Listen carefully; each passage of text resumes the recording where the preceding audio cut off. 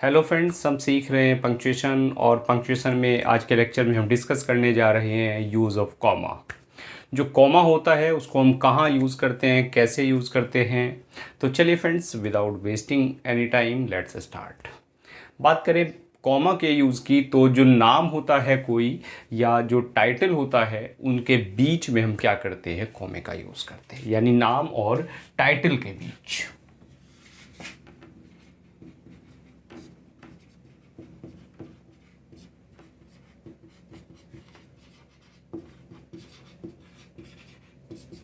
नाम और टाइटल के बीच, जैसे आप कहिए mister Yogesh MA B.Ed is art teacher.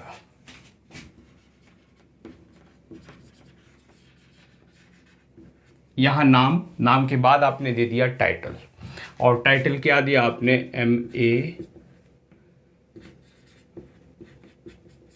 B.Ed, और देखिए दो दिए आपने, एक MA और एक B.Ed। तो इन दोनों के बीच में भी आपको कॉमा का यूज करना है। और आगे आप कह रहे is our teacher. Clear friends? तो नाम और नाम के बाद अगर आप टाइटल दें तो उन दोनों के बीच आप क्या करना है, आपको कॉमा का यूज करना है।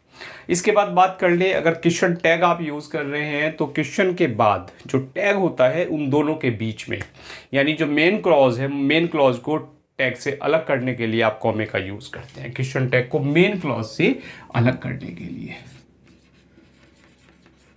क्वेश्चन टैग को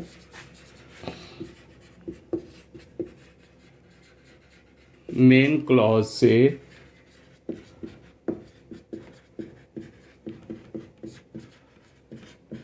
अलग करना। क्लियर? जैसे आप कहिए कि you have done your homework, haven't you. You have done your homework,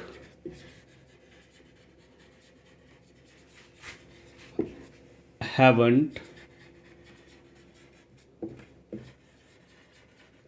you. अब देखिए इसमें जो ये मेन क्लॉज है, इससे जो आपका टैग था, टैग को आपने अलग कर दिया, तो यहां आप कॉमा का यूज करेंगे और बाद में क्वेश्चन मार्क भी यूज करेंगे। यदि प्रिंसिपल क्लॉज से पहले कोई एडवर्ब क्लॉज आए तब आप कॉमा का यूज करते हैं। Clear friends?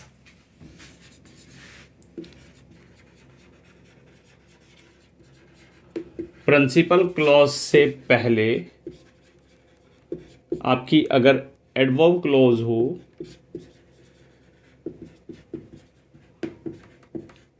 तब आप कॉमा का यूज करें। जैसे if you come we shall go there.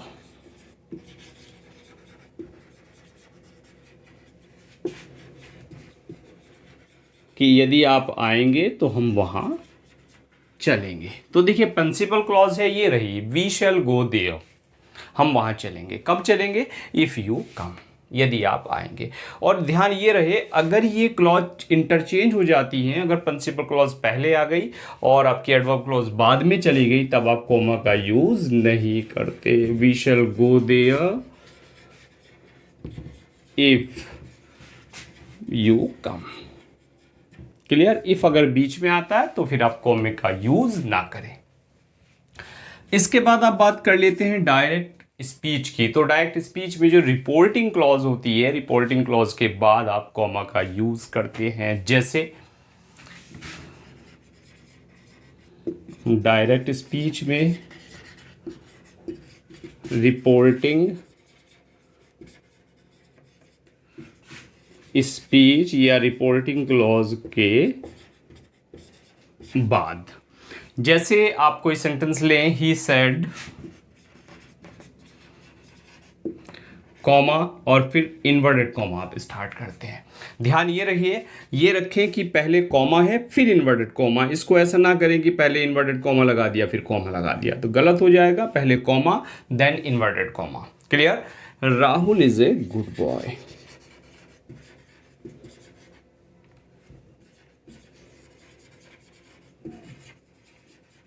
और फिर आपका फुल स्टॉप और then inverted comma clause. Clear friends? कई बार यहां हम कंफ्यूज हो जाते हैं। कई बार हम क्या करते हैं, पहले इन्वर्टेड कॉमा लगा दिया, बाद में फुल स्टॉप लगा दिया। इसको ध्यान रखिएगा। अगर यहां क्वेश्चन मार्क हो किसी सेंटेंस में तो क्वेश्चन मार्क लगाएंगे। अब सोचिए क्वेश्चन मार्क अगर है तो इन्वर्टेड कोमा बाहर होगा कि अंदर होगा? ऑब्वियसली इन्वर्टेड कोमा आपका बाहर होगा। तो बस इस चीज़ को ध्यान रखें, क्वेश्चन मार्क जो इन्वर्टेड कोमा है वो आपके फुल स्टॉप के बाद में आता है। क्लियर? और इसकी शेप ध्यान रखें, जो इन्वर्टेड कॉमास है वो 69 की तरह क्लोज होता है, यानी 66 की तरह ओपन होता है और 9 की तरह वो क्लोज होता है। क्लियर हुआ? तो यहाँ आपने क्या दिया, पहले comma, then inverted comma start, फिर लास्ट में फुल स्टॉप और इन्वर्टेड कॉमा क्लॉज। लेकिन अगर ये जो रिपोर्टेड स्पीच है आपकी, ये रिपोर्टिंग स्पीच से पहले आ जाए। क्लियर भाई? हमने कहा रिपोर्टिंग स्पीच के बाद हम कॉमा का यूज करते हैं, ये रिपोर्टिंग, ये रिपोर्टेड। अगर ये इंटरचेंज हो जाती है तब हम क्या करें?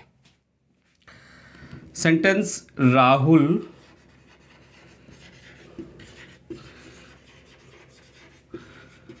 इज अ गुड बॉय, अगर ये हमारी पहले आ गई रिपोर्टेड स्पीच, तब हम क्या करेंगे? पहले कॉमा फिर इन्वर्टेड कॉमा क्लॉज। क्लियर? ध्यान रखें, पहले कॉमा लाइए फिर इन्वर्टेड कॉमा क्लॉज कीजिए और लीजिए आप सैड ही। क्लियर? इस तरह से आपकी जो क्लॉज है वो हो जाएगी, यानी पहले कॉमा और देन इन्वर्टेड कॉमा। अगर ये ब्रेक हो जाती है तब आप क्या करें? एक और सेंटेंस लेते हैं। अगर आपने कहा यू मे गो, पहले कॉमा फिर इन्वर्टेड कॉमा, ही सेड, उसने कहा, कॉमा फिर inverted comma start. Clear? If you like it, और कॉमा और इन्वर्टेड कॉमा। क्लियर? इस सेंटेंस में देखिए आपकी जो रिपोर्टेड स्पीच है उसको ब्रेक करके रिपोर्टिंग स्पीच आ रही है। तो इस केस में आप क्या करें? पहले आपकी रिपोर्टिंग जो रिपोर्टेड आएगी वो ब्रेक हो रही है, तो ध्यान रखिए अगर ब्रेक हो रही है तो बाद वाली जो क्लॉज होगी वो स्मॉल लेटर से होगी। इस रूल को हालांकि हमने कैपिटल लेटर के जो रूल्स थे उसमें भी डिस्कस किया था। तो यहाँ इफ़ आपका स्मॉल आएगा, एक चीज़। और दूसरी बात ये है कि जब ये क्लॉज होगी तो पहले कॉमा फिर इन्वर्टेड कॉमा, शुरू होगी तो पहले कॉमा फिर इन्वर्टेड कॉमा, और पहले डॉट फिर इन्वर्टेड कॉमा क्लॉज। क्लियर हुआ फ्रेंड्स? तो चलिए, आई होप तीनों रूल क्लियर हुए, यानी टाइटल के और नाम के बीच क्वेश्चन टैग में टैग को मेन क्लॉज से अलग करने के लिए, और बात प्रिंसिपल क्लॉज और एडवर्ब क्लॉज हो आपकी, तो आपकी जो प्रिंसिपल क्लॉज अगर बाद में आती है तो उससे पहले कॉमे का यूज़ किया जाता है। और हम बात करें रिपोर्टिंग और रिपोर्टेड स्पीच में, तो इस तरह आपका यूज़ होगा। तो चलिए फ्रेंड्स, नोट करते हैं फिर आगे बढ़ते हैं।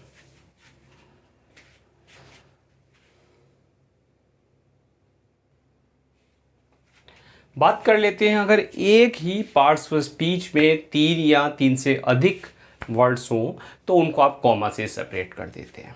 क्या एक ही पार्ट्स ऑफ स्पीच में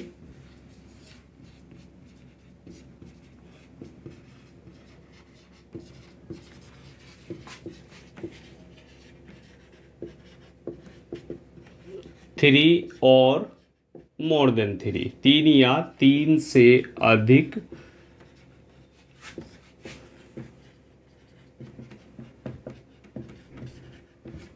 शब्द होने पर, जैसे आपने कहा ही नीड्स अ पेन, उसको जरूरत है एक पेन की, अ पेंसिल,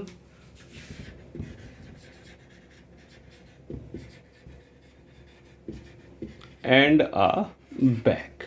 तो वर्ड्स हैं आपके पास एक ही पार्ट्स ऑफ स्पीच के, नाउन 1 2 3। तो लास्ट में तो आप क्या एंड का यूज़ करते हैं, लेकिन उससे पहले आप जितने भी वर्ड्स हों तो आप क्या करते हैं? कॉमा का यूज़ कर देते हैं। जैसे आप कहिए कि you are gentle, generous and good looking. You are gentle, generous and good looking. आप कैसे हैं? आप जेंटल हैं, जनरस हैं और गुड लुकिंग है। Clear friends? अब बात कर लेते हैं हम लेटर राइटिंग में। लेटर राइटिंग में सबसे ज़्यादा हम कंफ्यूज होते हैं, कोमा कहाँ लगना है, डॉट कहाँ लगना है, उसको लेकर। तो चलिए कंफ्यूजन आप दूर कर लेते हैं। लेटर जब आप लिखते हैं, आपने लिखा मेरठ, क्लियर? भाई कोई लेटर है, फॉर्मेट है जहाँ से आप लिख रहे हैं, वो एड्रेस आप अक्सर ऊपर डाल देते हैं मेरठ, और आज डेट है आपकी 23 जुलाई 2022। क्लियर? अब देखिए पहली बात, जब आपने यहाँ एड्रेस लिखा तो इसके बाद आप लगाते हैं यहाँ डॉट। ध्यान रखिएगा एक एक बात का। क्लियर? फिर आपने एड्रेसिंग शुरू की, डियर राजू, और डियर राजू के बाद आप यहाँ कॉमा देंगे। क्लियर? अब आपने अपना मैटर जो बॉडी है लेटर की उसको लिखना शुरू किया, और लिखने के बाद आप इधर दे देते हैं योर सिंसियरली,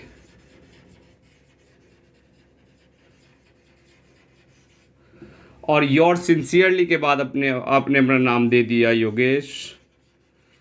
तो ध्यान ये रखें कि यहाँ तो आपने कॉमा दे दिया, लेकिन जब आप योर सिंसियरली यूज़ कर रहे हैं तो इसके बाद भी आप कॉमा का यूज़ करें। क्लियर? यानी यहाँ आप जब ऊपर एड्रेस लिख रहे हैं यहाँ डॉट दीजिए, डियर के बाद जो भी नाम एड्रेस कर रहे हैं उसके बाद कॉमा दीजिए, और जब लीव टेकिंग है आपका योर सिंसियरली, सिंसियरली के बाद आप कॉमा दीजिए। बात क्लियर हो गई? और एक चीज़ और छूट गई इसमें फ्रेंड्स, जैसे आपने यहाँ लिखा मेरठ पहली लाइन, दूसरी लाइन, तो पहली लाइन के बाद आपको यहाँ भी कॉमा देना है, मेरठ कॉमा दीजिए, सेकंड लाइन। और जो डेट लिखना है, डेट के लिए भी कई तरीके हैं, पिछले लेक्चर में हमने डिस्कस किया था। कई बार हम लिख देते हैं डेट को ऐसे लिखिए, और अगर आप इसको लिख रहे हैं जुलाई 23 2022, और फिर आप इसको अगर आप इस तरह लिख रहे हैं तो जुलाई 23 के बाद फिर आप कॉमा का यूज़ करेंगे और बाद में आपका डॉट लगेगा। क्लियर हो गई बात? बिल्कुल ध्यान से समझिएगा। इसके बाद कई बार जब आप एड्रेस लिखते हैं एनवलप के ऊपर, तो एड्रेस में भी क्या करते हैं हम, कॉमा का यूज़ होता है। किस तरह से एड्रेस में हम यूज़ करते हैं देखिए, जैसे आपने लिखा mister Yogesh Chauhan. Clear? 1 2 3 Bijnor road Meerut, ये आपने एनवलप पे एड्रेस लिखा। अब इसको आप किस तरह लिखते हैं? एक तरीका तो है आप बिल्कुल इसको फ्लैट लिखिए। क्लियर? दोनों चीज़ें प्रचलन में है, आप बिल्कुल फ्लैट लिख सकते हैं, ना आपको डॉट लगाना, नहीं ना कहीं फुल स्टॉप लगाना। देखिए ना तो यहाँ कॉमा है ना डॉट है, ना 1 2 3 के बाद सेपरेशन है, यहाँ कोई कॉमा नहीं है, यहाँ कोई डॉट नहीं है। दूसरा तरीका है, आप इसको ऐसे लिखिए। क्या लिखिए? देखिए मिस्टर योगेश चौहान 1 2 3 बिजनौर रोड मेरठ। दूसरे तरीके में क्या करेंगे, सेम अभी लिखा है मैंने, इसमें आप सबसे पहले जब आपने पहली लाइन में एड्रेस लिखा तो उसके बाद आप कॉमा दीजिए यहाँ। क्लियर? यानी फर्स्ट लाइन आपकी कंप्लीट, आप कॉमा दीजिए। इसके बाद जो सेकंड लाइन है 1 2 3, आपने ये अलग चीज़ है और ये बिजनौर रोड अलग चीज़ है, तो यहाँ ये जो है इन दोनों को आपने कॉमा से सेपरेट कर दिया, और इसके बाद यहाँ पर आपको डॉट लगा देना है, और जो आपने बाहर सिटी का नाम लिखा है उसके बाद भी आपको डॉट लगाना है। यानी एक कॉमा, अगर आप 1 2 3 मोर देन 2 या मोर देन 9 यूज़ करते हैं तो हर लाइन के बाद में कॉमा, जहाँ आपका एड्रेस क्लोज होता है वहाँ कॉमा, और जो सिटी का नाम वहाँ डॉट, और जो सिटी का नाम आता है उसके बाद भी आपको डॉट का यूज़ करना है। बात क्लियर हो गई फ्रेंड्स? तो दोनों तरीके प्रचलन में, आप ऐसे लिखें या ऐसे लिखें। पंक्चुएशन में आपको आना है करने के लिए तो आप ओबियसली इस तरह से आप इसको फॉलो करेंगे, आप लगा के आएंगे। क्लियर? तो दोनों चीज़ें रूल में क्या है, हमने 3 या 3 से ज़्यादा पार्ट्स ऑफ स्पीच अगर जुड़े हुए हों तो लास्ट वाला एंड से जुड़ता है, उससे पहले आप कॉमा का यूज़ करते हैं। लेटर राइटिंग की बात करें तो सबसे पहले आप जब एड्रेस लिखते हैं, एड्रेस के बाद कॉमा, और डेट के बाद फाइनली डॉट, इधर एड्रेस जिसको कर रहे हैं कॉमा, और लास्ट में लीव टेकिंग, इसके बाद फिर कॉमा और अपना नाम। क्लियर? और एक चीज़ ध्यान रखें, जो डेट है, डेट आप इस तरह लिखें या इस तरह लिखें। अगर इस तरह लिख रहे हैं, डेट बाद में ले जा रहे हैं ईयर से पहले, तब आप क्या करेंगे, कॉमा का यूज़ करेंगे। बात क्लियर हो गई? तो चलिए फ्रेंड्स नोट करते हैं फिर आगे बढ़ते हैं।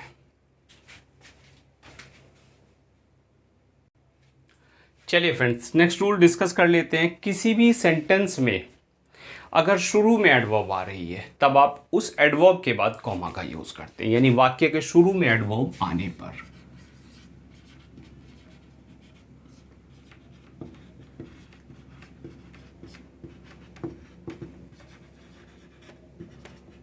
वाक्य के शुरू में एडवर्ब होने पर आपने क्या किया, उस एडवर्ब को सेपरेट कर दिया कॉमा से। क्लियर? जैसे आपने कही yes I will attend the party, yes comma लगाया, I will attend the party और बाद में फुल स्टॉप। अब slowly you went to him, slowly आपने एडवर्ब यूज कर लिया, यू वेंट टू हिम कि धीरे आप उसके पास चले गए। क्लियर? अगर आप एड्रेस कर रहे हैं, संबोधन कर रहे हैं, तो संबोधन को वाक्य से अलग करने के लिए आपको कॉमे का यूज करना है। कब? जब आप एड्रेस कर रहे हैं, किसी चीज को संबोधन कर रहे हैं, यानी संबोधन को वाक्य से अलग करना।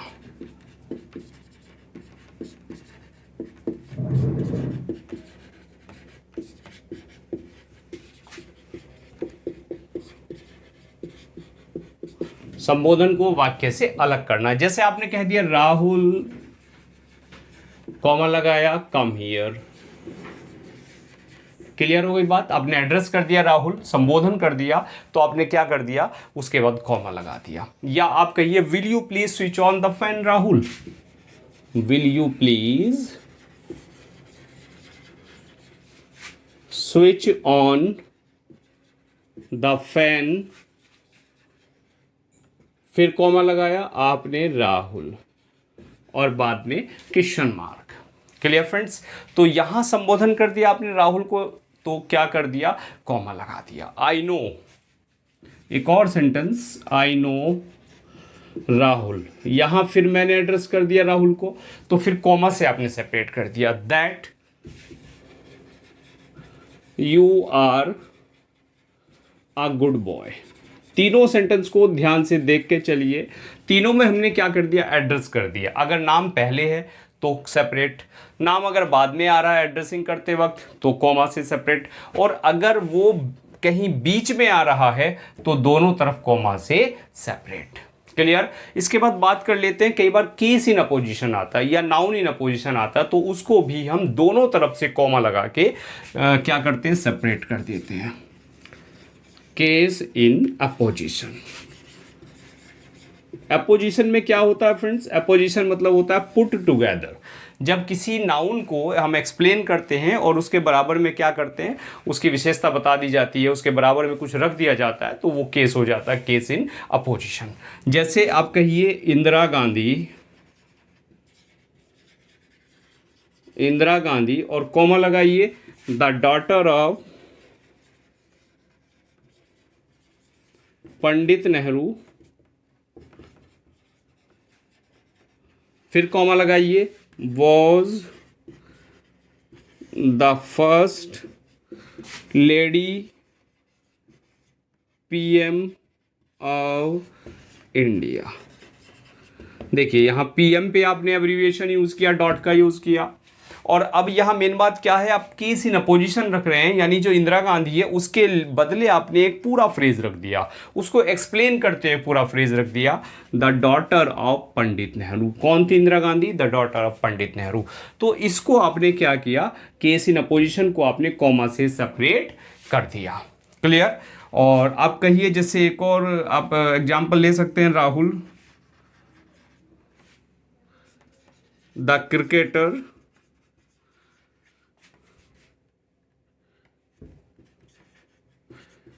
Scored 50 runs. तो राहुल को आपने कैसे, यहां जो एक केस इन अपोजिशन आ गया, Rahul the cricketer scored 50 runs. Clear? तो इसको आपने कॉमा से सेपरेट कर दिया। बात समझ में आई? यानी कहाँ आपने, कहीं आप अगर एडवर्ब्स से सेंटेंस को यूज़ कर रहे हैं, एडवर्ब से सेंटेंस स्टार्ट कर रहे हैं, तो आपने सेपरेट कर दिया एडवर्ब को कॉमा से। क्लियर? एड्रेस कर रहे हैं तो जहाँ भी आप एड्रेस कर रहे हैं वहाँ अपने कॉमा का यूज़ किया। अगर एड्रेस करते हुए बीच में आप वर्ड ला रहे हैं, नाउन बीच में ला रहे हैं, तब आप दोनों तरफ से आपने कॉमा यूज़ किया। और जब आप केस इन अपोजिशन का यूज़ कर रहे हैं तब आप दो कॉमा से उस पूरे फ्रेज को अलग कर देते हैं। क्लियर? आई होप समझ में आ रहा होगा। तो चलिए नोट करते हैं, फिर आगे बढ़ते हैं।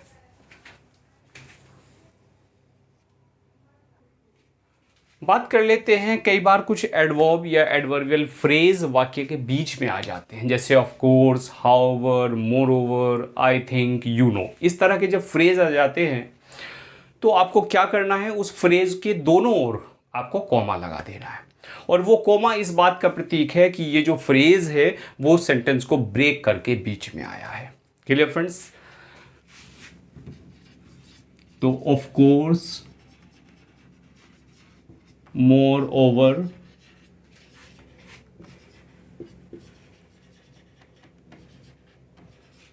however,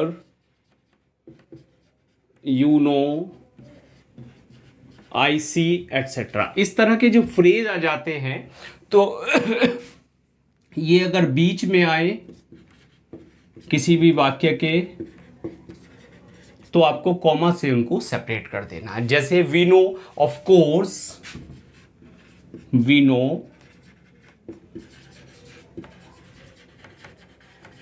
of course, prices are going high. हर चीज पे महंगाई बढ़ रही है, हमें पता है। तो वी नो, हमें पता है। Of course, prices are going high. Clear friends? और you should, I think, attend the party. You should, comma लगा दीजिए, I think, attend the party. तो इस तरह का कोई भी फ्रेज आपके पास आ जाए जो ऊपर लिखे हमने, तो ये तो केवल दो यूज करके आपको एग्जाम्पल दे दिए, दो फ्रेज। तो कोई भी आ जाता है तो आपको कॉमा से क्या कर देना है, सेपरेट कर देना है। क्लियर हो गई बात फ्रेंड्स? कई बार क्या होता है, वाक्य में कोई चीज लुप्त हो जाती है। वाक्य में कोई वर्ब अगर लुप्त हो जाए, लुप्त होने पर, या कई बार और कोई वर्ड है उसका लोप हो जाता है, कुछ शब्द अगर लुप्त हो रहा है तो भी आपको कॉमा से उसको कॉमा आपको लगा देना है। जैसे आपने कहा ही इज 20, कि वो कितने साल का है, वो 20 ईयर्स है। क्लियर?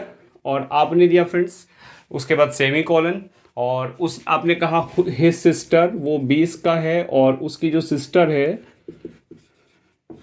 इज 19। देखिए ये है आपका सेंटेंस। लेकिन क्या होता है, जब आपकी ये वर्ब सेम होती है तो इसको क्या कर दिया जाता है, विलुप्त कर दिया जाता है। रिपीटेशन से बचाने के लिए क्या कर दिया जाता है, ये कॉमा लगा दिया जाता है। तो यहाँ पे क्या है, एक्चुअल में तो इज यहाँ पे है लेकिन वो लुप्त है, तो आपको क्या करना है, यहाँ कॉमा लगा देना, हिज सिस्टर, कॉमा 19। बात क्लियर हो गई फ्रेंड्स? कई बार किसी भी शब्द को जब दोहराया जाए, किसी शब्द को रिपीट किया जाए, तब भी आप कॉमे का यूज करते हैं। किसी शब्द को रिपीट करने पर, जैसे आपने कहा कम, कम हियर, या try, try again. Clear? Come, come here. तो क्या कर दिया आपने, जो से वर्ड रिपीट हो रहा है उसको कॉमा से अलग कर दिया। देखिए कई बार सेंटेंस के बीच में कोई वर्ड्स आ जाते हैं, फ्रेजेस आ जाते हैं या क्लॉजेस आ जाते हैं, तो उसको आप दोनों तरफ से कॉमा लगा के अलग कर देते हैं। जैसे शब्द, फ्रेजेस या क्लॉज अगर आ जाती है, क्लॉजेस बीच में आने पर।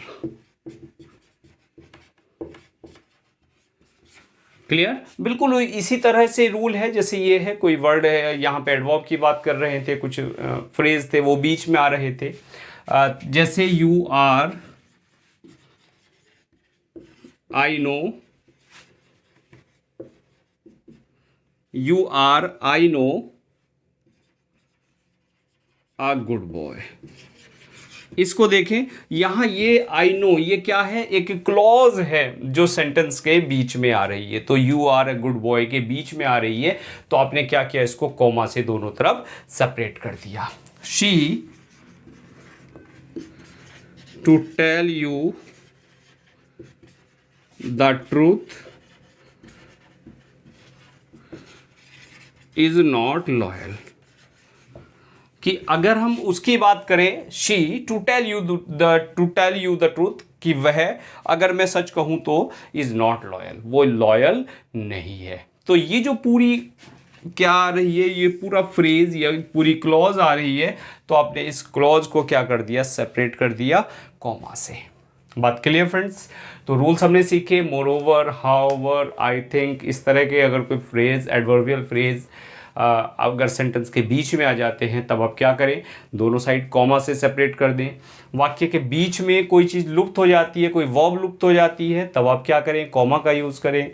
किसी शब्द को आप रिपीट कर रहे हैं, तब आप कॉमा का यूज़ करें। और इसके बाद अगर कोई क्लोज, फ्रेज या वर्ड वाक्य के बीच में आ रहा है, ब्रेक कर रहा है, तब भी आप कॉमा से उसको सेपरेट कर देते हैं। तो चलिए फ्रेंड्स, आज हमने सीखे कि कॉमा को हमने कैसे यूज़ करना है। क्लियर? नेक्स्ट लेक्चर में कुछ और पंक्चुएशन मार्क को हम डिस्कस करेंगे। तो चैनल पर फर्स्ट टाइम आए हैं, सब्सक्राइब करें, शेयर करें, फ्रेंड्स को शेयर करना ना भूलें, ताकि जो भी मटेरियल चैनल पर आए सबसे पहले आप तक पहुंचे। और चलिए फ्रेंड्स, मिलते हैं नेक्स्ट लेक्चर में। Now thanks for watching this video.